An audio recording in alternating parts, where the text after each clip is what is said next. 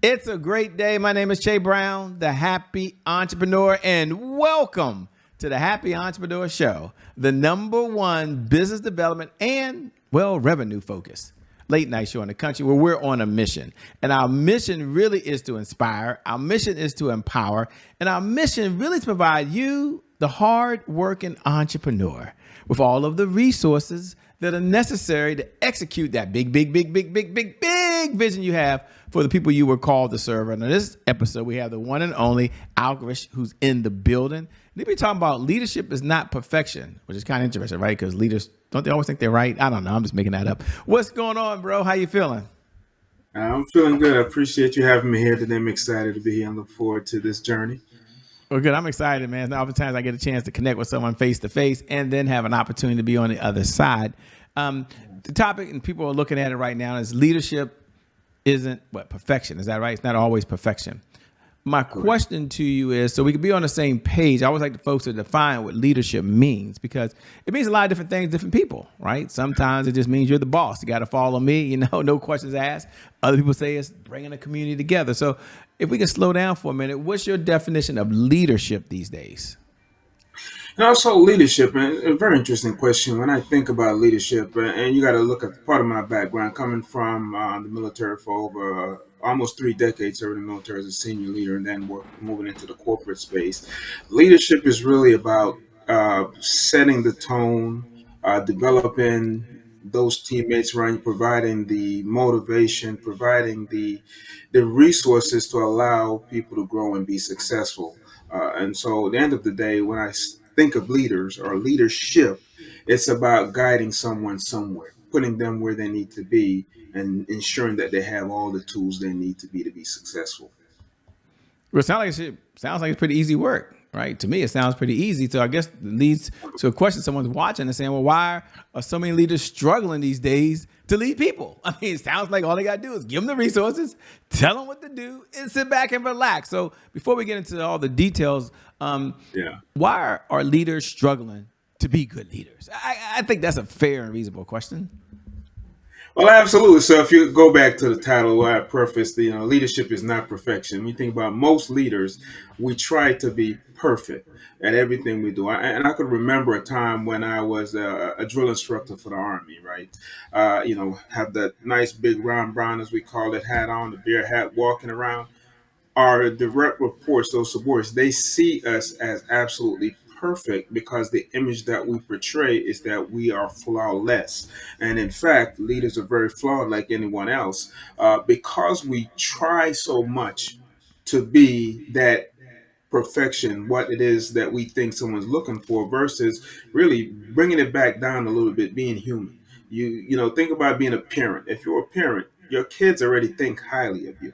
Your DRs already think highly of you. Now, by the virtue of you being that perfect quote unquote person, now you're not approachable. No one really wants to talk to you because they think that they're not going to live up to your standard. So, the challenge for many leaders that never had a true opportunity to lead is they're trying to figure it out, and sometimes they thought process I have to be flawless, where in fact it's the wrong way to think about it. You have to be human. It's okay to show that you don't know everything. When you walk into the room, you shouldn't be the one with all the answers. You have a team. Build them up. Let them get a chance to thrive and help you grow. And together we can do excellent things. Spot on. And before we get into your background, I know folks are curious who you are. Now everybody's read your resume and everyone's Googled you and all that cool stuff, although they're probably doing it right now. Take a moment if you can, and let's talk to two type of leaders if we can. Let's talk to the folks you were just talking about. If you was sitting back, you were talking to someone who just is a new leader, and you've had the experience of being in the military as a leader.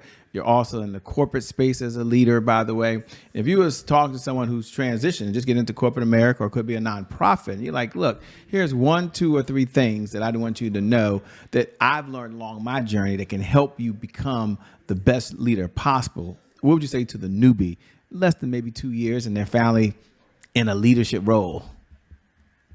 For the newbies in a leadership role, I really would want them to do some retrospecting, right? Think about where they are and where they want to go. And so the first thing I'd ask them to do is really to do a self assessment.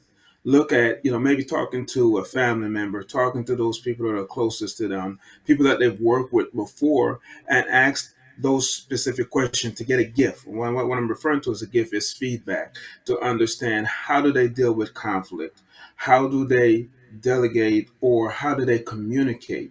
The biggest failure with leadership is communication. Oftentimes we assume that people know exactly what we want when we give them direction, and there's no clarity. We've not solicited feedback from those individuals. So again, self-assessment, uh, understand who you are, how you communicate, and how you are received by others, I think are the key for those new leaders to understand how to even get in the room to start doing it. But remember what I said earlier: be human. Don't try to be perfect. Right. Be human. Don't try to be perfect. We're going to get into the experience, folks. So some of you folks out there, like Shay Brown, been around for 1,000 years. You might be saying, "Well, man, what's do I have to change who I am?" The world shifted. Whether you change or not, the world's changed. I just want to let you know that whether you change or not, the world is constantly changing, and the environment has changed. Things have changed. In a moment, we're going to ask them, how do folks that's been doing this for a number of years, how to be open to the change, and then secondly, how do you be able to lead when you can't be right there and making them do certain things in certain environments. But before we get to that, let's find out who is Algrish. Who is this person that's talking to us right now? What's his backstory? And then what was that defining moment? So it's a three-part question. He can answer it. He can handle it. Number one, who are you? I think that's fair. Right. What's the backstory so we understand what got you to where you are? And then what was that defining moment where you said, you know what?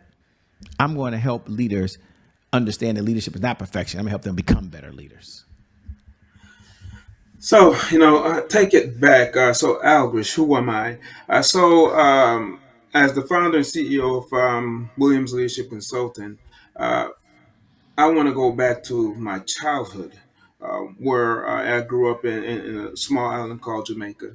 Living in this island, I've witnessed and dealt with a few things. Moved to the United States, dealt with even more things that around bullying and other things that started shifting who I am as a person. I remember, as you talk about a pivotal point that changed my being in terms of leadership, started in high school, to be honest, when my self esteem became reality and I start realizing that I can help others and I can do more for others, was during ROTC. Believe it or not, in high school, I joined junior ROTC, and my first gig in junior ROTC was to be what they call the first on the diamond wearing leader. I was in charge of a group of about, I think at that time, about maybe 100 students with another peer commander.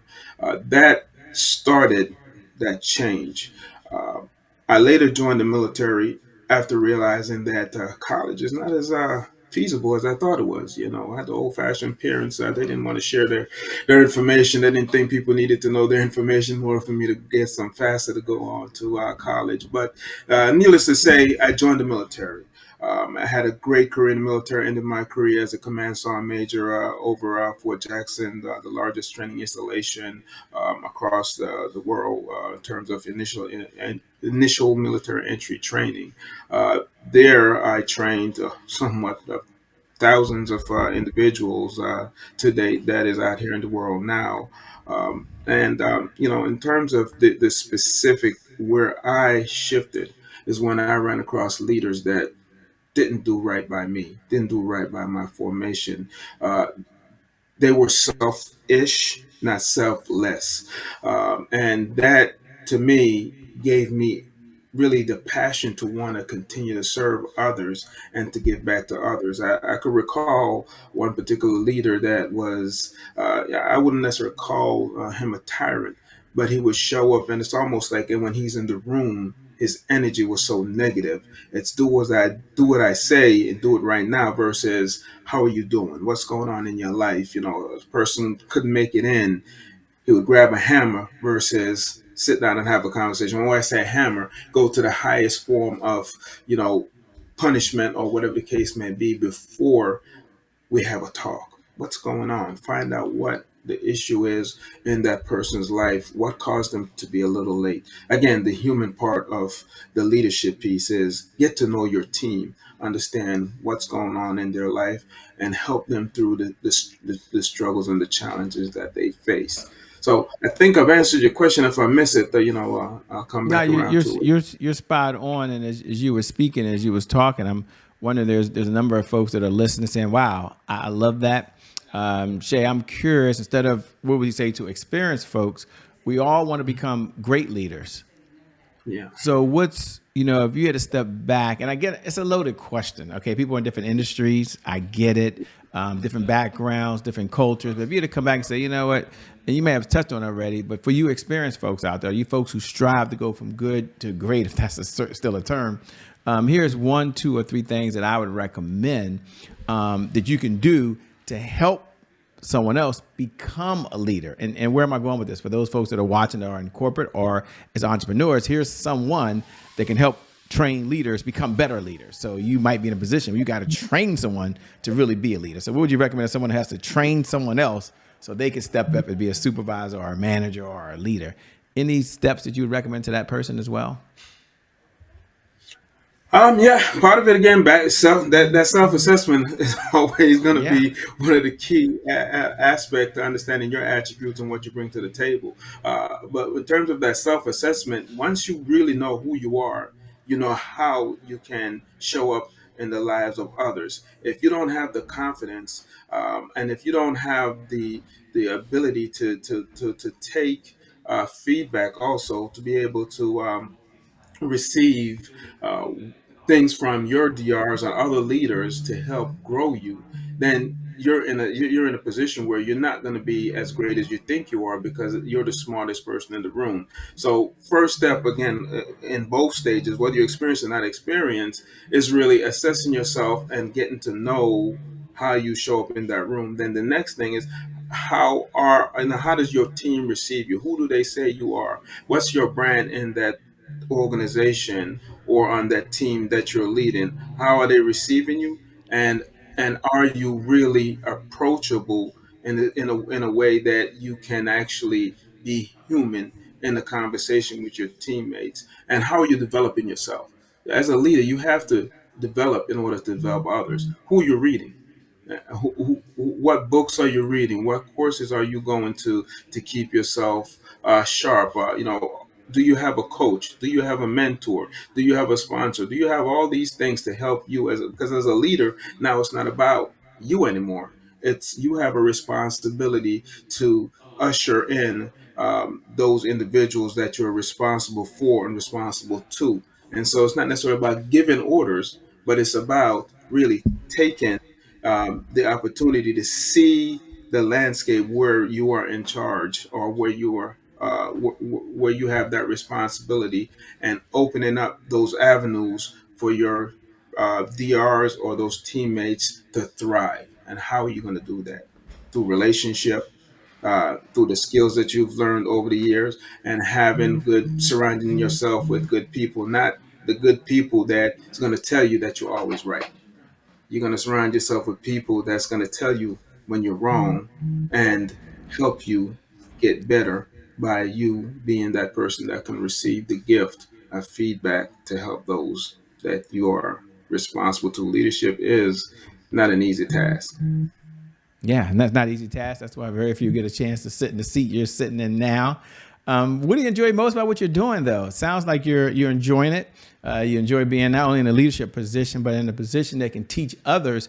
It's one thing, and I didn't play ball. I got cut in the third grade. Topic for another, seventh grade topic for another time, by the way. But it's one thing to be able to become a great leader. It's another thing to be able to teach others how they can become a great leader. And you have the skill set to do both. What do you enjoy most about training other leaders to become really great leaders?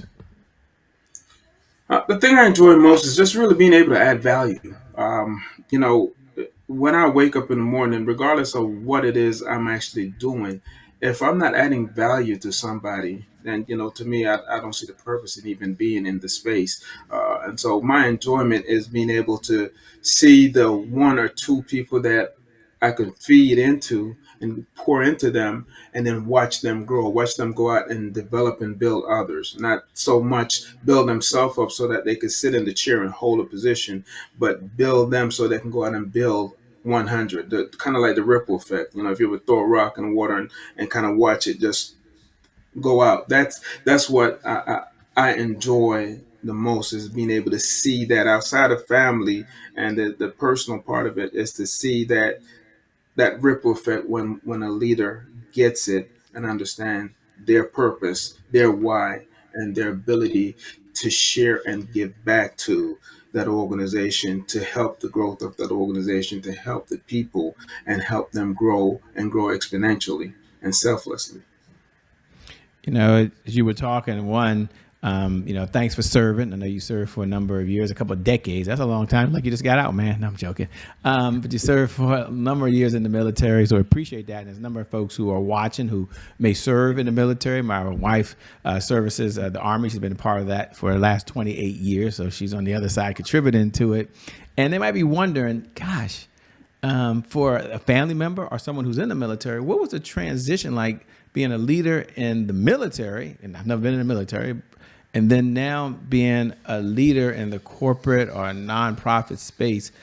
Was there a difference? And if so, what was the transition like for you? Because you kind of hear that like, oh, they come from a military background, they're going to be a certain way. But you keep going back to that human touch. So here's the question. What was the transition like going from the military leader to, and I guess they call it civilian, as a civilian leader in an organization? Yeah. So there was a bit of a transition. I think for me personally, and even some of my peers and teammates that I've worked alongside, uh, leaving the military, we wore our resume on our chest. So when we walk in a room, we have that credibility. I was a command sergeant major, so my credibility was there. I had an organization with over 1,400 people, and so they knew their role. When I got into the corporate space, one of the first questions was asked of me is, how was I going to get people to do the work since I can't command them?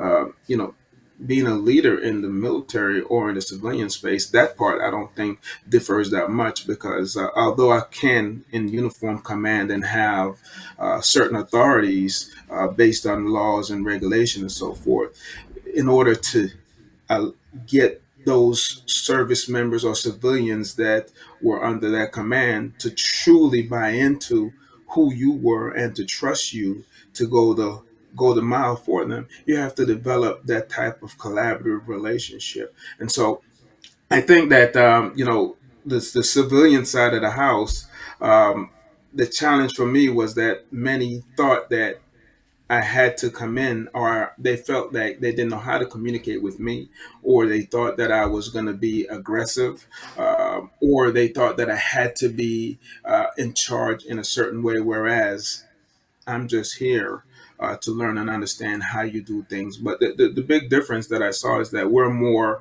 straightforward in the military from what I've seen being on the corporate side, is that, we're straight shooters in uniform, and it's okay. We're not as necessarily sensitive. The politicking side of it is not as strong, although there are still very much a lot of politicking in the uniform, especially at the senior level. But my challenge was to slow down and not expect everything to happen as quickly as it would in the uniform.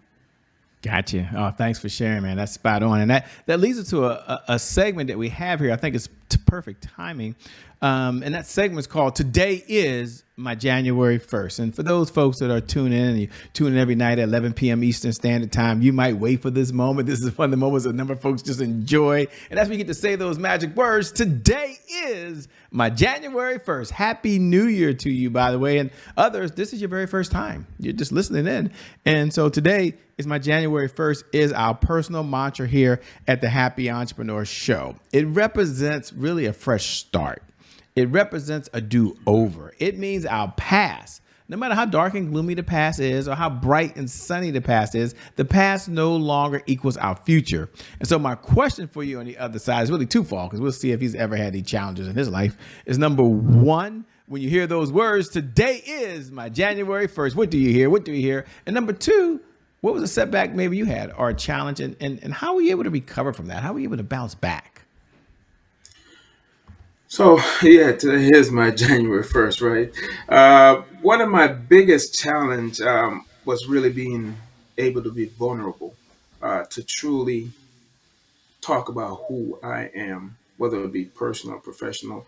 I could recall a time when I had a DR ask me, "Why don't I ever talk about myself?" And I thought, and that goes back into this whole perfection theme, is I've trained, I've done all these great things, I'm doing a great job, I'm taking care of the organization, but I failed in the area of really being that vulnerable person to share that human side of me. And that's why I reflect on that piece so much, because it's important to build trust around organization when you share that piece of you, so that they can see that vulnerability. Whether what was that mistake that you made, and there was one, I think, really a pivotal mistake for me as a senior leader, was trying to be that perfect person, taking care of another subordinate, but then never had a conversation with them, didn't sit down with them, the communication piece.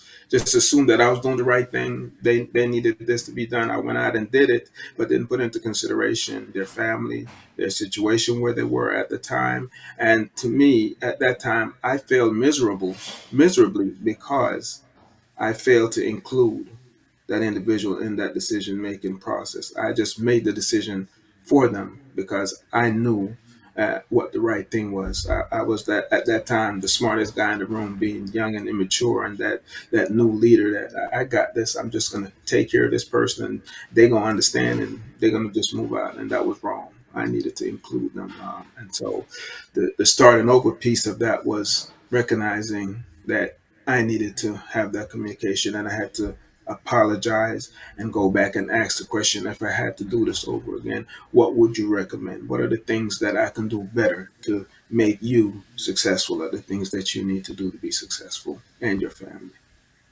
Yeah, thanks for sharing. Thanks for being so transparent. And it sounds like one of the undertones, you may have used the word communicate, I don't know, 7 to 8 times already. And you also kind of laid back in again and saying, making sure you understand the other person.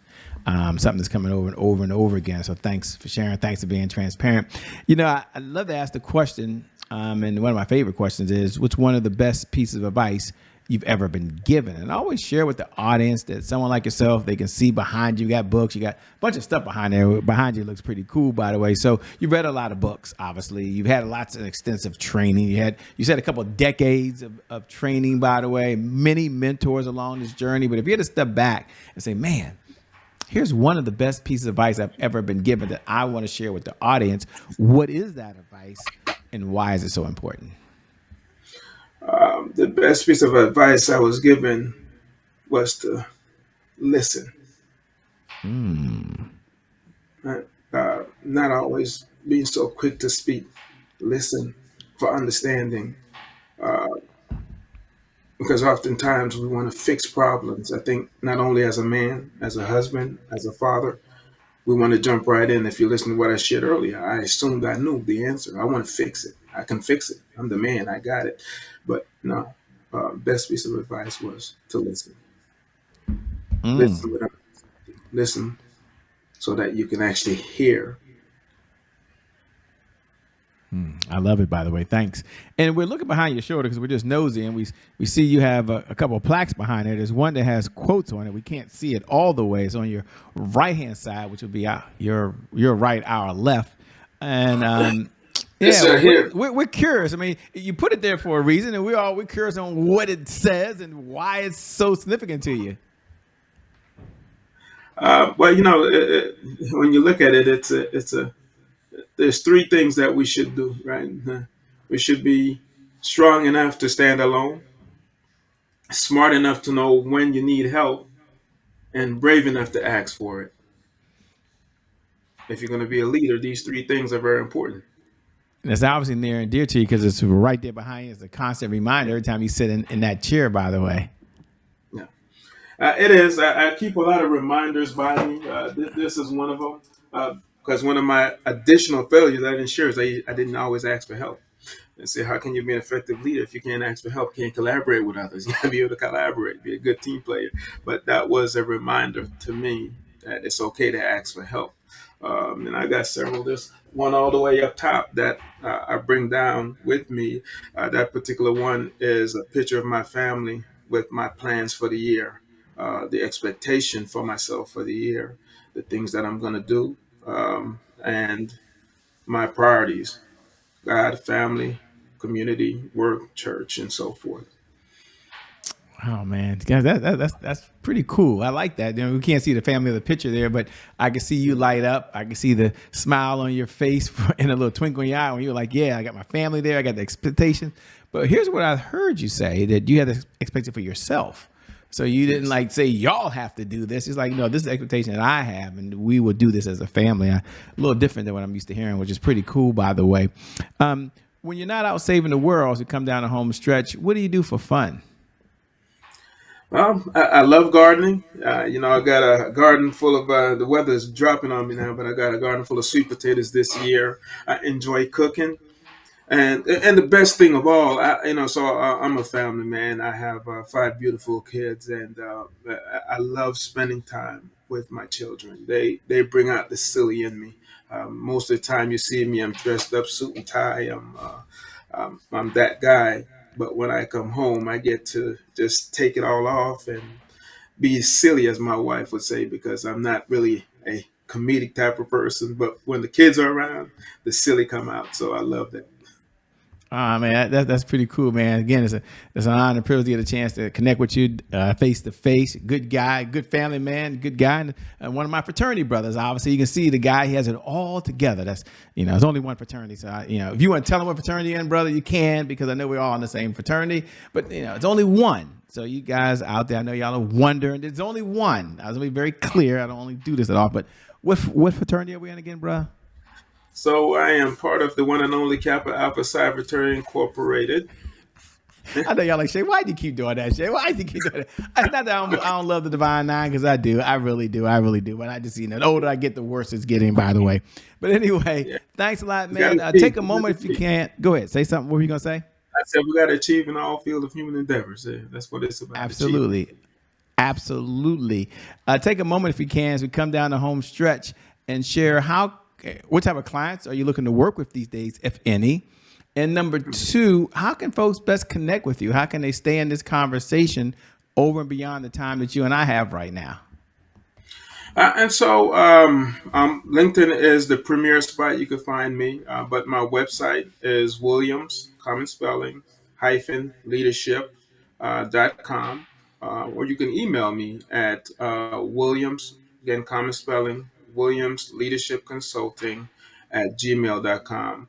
I definitely look to continue to serve those new managers, experienced managers that are looking to level up and figure out a better way of gaining success from their teammates and being more collaborative in the work environment. And of course, I continue to serve my community by giving back to our veteran community as a veteran myself, to help enhance those veterans that are transitioning to the corporate world. I have several books out there, one of which is definitely for those veterans or anyone transitioning in industry. It's called Navigate the Transition, a Veterans Guide to Excelling in Corporate Networking. And then for my leaders, you can pick up Lead with Purpose and Unleash the Power of Meaningful Leadership. And there's two more to come. I love it, man. I love the title, man. Leadership is not perfection. What a different view of the world. So thanks so much for being on the Happy Entrepreneur Show. We appreciate it. Can't wait the chance to connect with you again and have you back on the show. Yeah, certainly. I appreciate it. And all the best to your followers out there. Look forward to seeing y'all on the other side. Thank you so much. And thank you. Thank you to viewers. Thank you for tuning in, by the way. I see you, bro. Thank you for tuning in, by the way, because without you, there is no show. So we appreciate every time you show up, by the way. And if you're on one of those platforms where you can hit the like button, then hit the like button. But really, it's the share button. We love it when you share it. I mean, you just pay it for it. Likes are cool. Comments are cool. We respond to them. But share it to someone else. Pay this message forward. And I never get tired of reminding you every night at 11 p.m. Eastern Standard Time that no matter what you're going through, that you really are special. You're unique. It's not just some hokey dokey stuff or hyperbole. You've got so much potential inside you. And no matter if you're doing really, really well right now, and some of you are in the fast lane, you're moving. And then others, you got hit with the punch you didn't see coming. Here's what I know for sure, that today is your January 1st.